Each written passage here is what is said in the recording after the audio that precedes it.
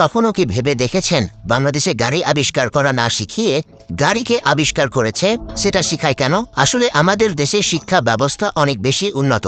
দেখুন, পৃথিবীতে অন্য সব দেশ শুধু নতুন নতুন জিনিস আবিষ্কার আর বানানোর মতো অদরকারি কাজে ব্যস্ত, আর আমরা মনোযোগ দিয়েছি আসল কাজে, অর্থাৎ শুধু জ্ঞান অর্জনে। মোবাইল ফোন কবে বানানো হয়েছে, কে বানিয়েছে, তার 14 গোষ্ঠীর নাম কি, এগুলো জানাটাই তো আসল শিক্ষা।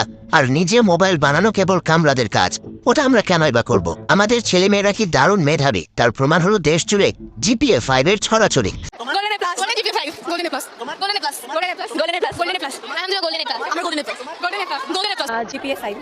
আমি জিপিএ 5 পেয়েছি, এটার ইংলিশটা কি বলেন?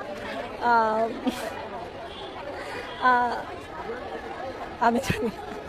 স্কুল কলেজের দেওয়াল ভেঙে যেন জিপিএ 5 বেরিয়ে আসছে। এর বিপুল সংখ্যক মেধাবীকে দিয়ে যদি আমরা পদ্মা সেতু বা মেট্রো রেলের মতো ছোটখাটো জিনিস বানাতে যাই, তাহলে তাদের মেধার অপমান করা হবে না। তাদের কাজ আরো অনেক বড়, আরো অনেক মহৎ। তাদের কাজ হলো জ্ঞান চর্চা করা। এই জন্যই আমরা একটা দারুণ বুদ্ধি বের করেছি।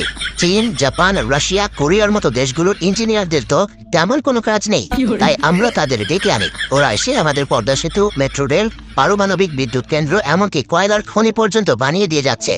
তারা রোদ বৃষ্টিতে ভিজে কাজ করে, আর আমাদের সোনার ছেলেরা, আমাদের বুয়েট, চুয়েট, কুয়েট, রুয়েটের মেধাবী ইঞ্জিনিয়াররা ঠান্ডা ঘরে বসে সেই জ্ঞান আহরণ করছে। এটা স্মার্টনেস। ওরা বানাবে আর আমরা শিখব। ভাবুন একবার, আমাদের ইঞ্জিনিয়ারদের কি পরিমাণ পড়তে হয়। পদ্মা সেতুর দৈর্ঘ্য কত কিলোমিটার, এর মধ্যে পিলারের সংখ্যা কত, মেট্রো রেল ঘন্টায় কত কিলোমিটার বেগে চলে, কোন স্টেশনে কয়টা সিঁড়ি আছে, রূপপুর পারমাণবিক কেন্দ্রের চুল্লির উচ্চতা ঠিক কত ফুট, এসব কি আর চারটিখানি কথা? জাপানি ইঞ্জিনিয়ার হয়তো মেট্রো রেল বানাতে জানে, কিন্তু তাকে যদি জিজ্ঞেস করা হয় ঢাকার কোন কোন এলাকার উপর দিয়ে এটা গেছে, সে কি এটা মুখস্থ বলতে পারবে?